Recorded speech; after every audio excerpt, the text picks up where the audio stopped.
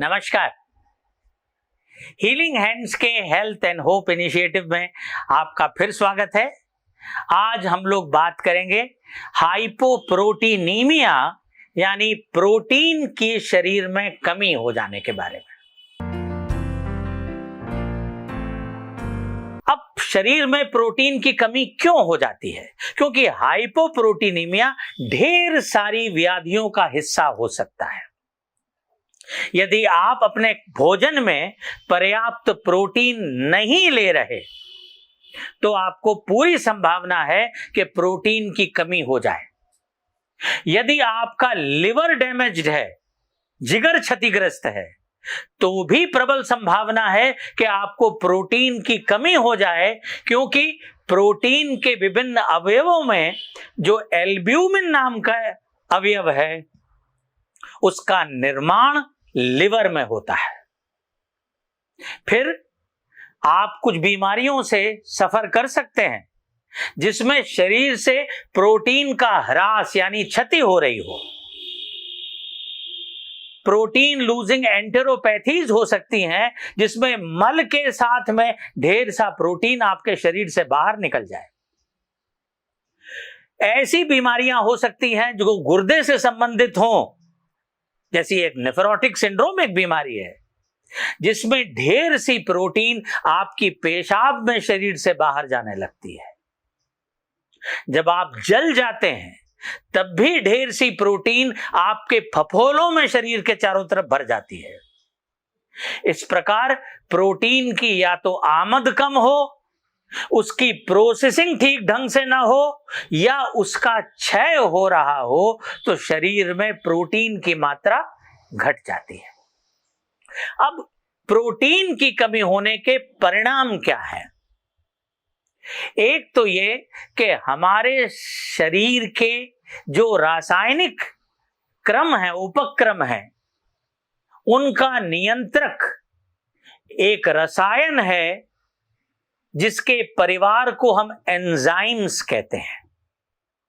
हर संरचना में कोई ना कोई एंजाइम है जो उस प्रक्रिया को अंजाम तक ले जाता है, और ये सारे एंजाइम्स अपनी संरचना में प्रोटीन के बने होते हैं। तो जब प्रोटीन कम होगी तो विभिन्न एंजाइम भी कम हो जाएंगे। नतीजा, वो प्रक्रियाएं जिसको वो एंजाइम अंजाम देते हैं वो अपने मकसद तक नहीं पहुंच पाएगा, अपने मुस्तकबिल तक नहीं पहुंच पाएगा। दूसरी चीज, प्रोटीन हमारे लड़ने के लिए जो तत्व है शरीर के अंदर, जो तमाम संक्रमणों से लड़ाई लड़ता है, उसको हम गामा ग्लोब्यूलिन कहते हैं, यानी इम्यूनोग्लोबुलिन। तो जब प्रोटीन कम होगी तो इम्यूनोग्लोबुलिन भी कम हो जाएगी, तो तमाम सारे संक्रमण हमारे ऊपर चढ़ बैठेंगे और हम अपनी सुरक्षा कायदे से नहीं कर पाएंगे। और तीसरी चीज, प्रोटीन दरहकीकत खून की नसों में पानी का बांध बनाता है। बांध बनने से क्या होता है? जो शरीर का जल है वो अधिकतर नसों में बहता रहता है और एक जगह से दूसरी जगह पहुंचता है। प्रोटीन हमारे नसों में बहने वाले खून का बांध बना के रखता है, जिससे ये पानी जो है, जो खून का 80-90% हिस्सा होता है, ये बाहर न जाने पाए। जब प्रोटीन कम हो जाता है तो ये समझिए कि ये बांध टूट जाता है, और इस पानी की जो नसों में रहता था या लिम्फेटिक ग्रंथियों में रहता था, शरीर में बाढ़ सी आ जाती है। वो पानी सब जगह फैलने लगता है, जगह जगह सूजन आ जाती है।